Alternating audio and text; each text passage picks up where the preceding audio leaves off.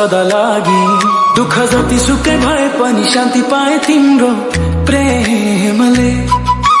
येशू कति गहिरो छ तिम्रो प्रेम, मलाई अपनायो, क्षमा गर्यो। येशू तिम्रो महिमा हरेक सासमा, मलाई बाटो देखाऊ तिम्रो ज्योतिबाट। तिम्रो महिमा कहिल्यै नभटोस्। येशू तिमीले मेरो जीवन परिवर्तन गर्यो।